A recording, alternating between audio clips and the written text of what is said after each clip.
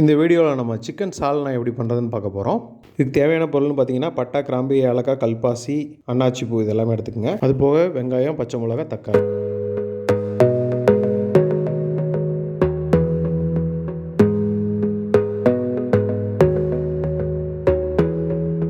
பட்டை, கிராம்பு, ஏலக்காய், கல்பாசி எல்லாம் வாசம் வந்ததுக்கப்புறம் பச்சை மிளகாய் அது கூட சேர்த்துக்குங்க.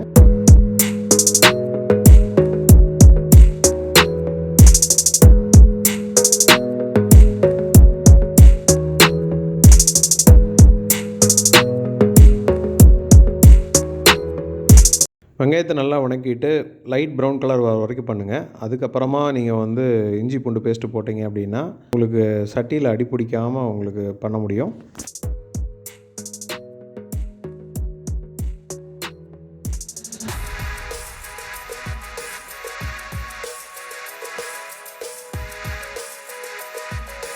இஞ்சி பூண்டு பேஸ்ட்டு நல்லா வதங்கி ஆயில் வெளியில் வர ஸ்டேஜ் வந்ததுக்கப்புறம் நீங்கள் மஞ்சத்தூளும் மிளகாத்தூளும் ஆட் பண்ணிக்கங்க.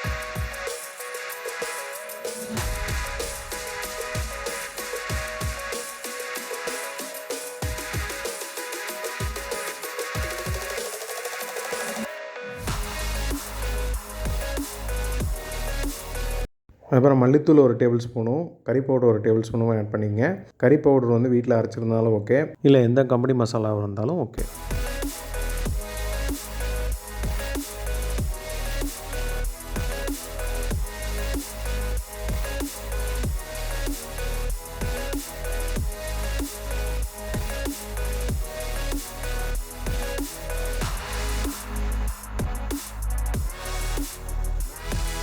எண்ணெய் வெளியில் வர ஸ்டேஜில் தக்காளியும் உப்பும் சேர்த்து நல்லா வதக்குங்க.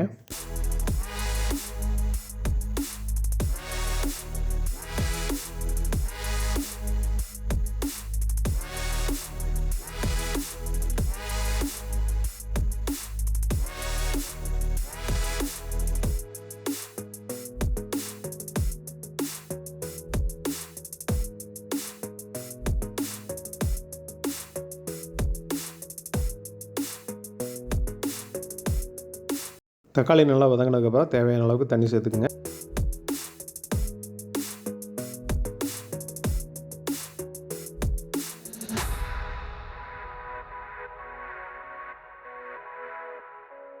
அரை கிலோ சிக்கன் ஆட் பண்ணிக்கலாம். இந்த மாதிரி கொதிக்கிற தண்ணியில் நீங்கள் சிக்கன் போடும்போது உங்களுக்கு சிக்கன் ரொம்ப சாஃப்டாக வந்திருக்கும்.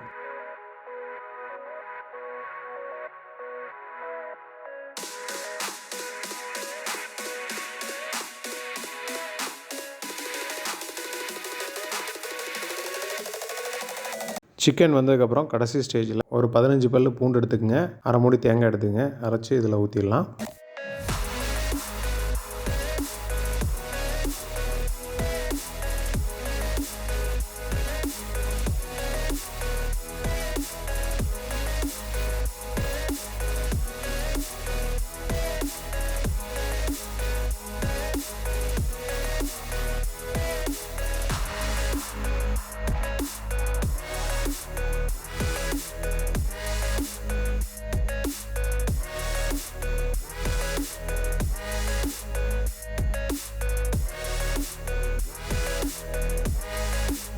கடைசி ஸ்டேஜில் பொடியான இருக்குன்னா புதினாவையும் மல்லியும் சேர்த்துக்குங்க.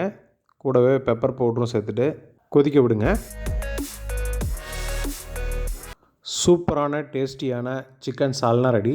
இதை நீங்கள் பரோட்டாக்கு, சப்பாத்திக்கு, பிரியாணிக்கு இதுக்கு எல்லாத்துக்குமே நீங்கள் சர்வ் பண்ணலாம். ட்ரை பண்ணி பார்த்துட்டு உங்களோட கமெண்ட்ஸை கொடுங்க. தேங்க்யூ.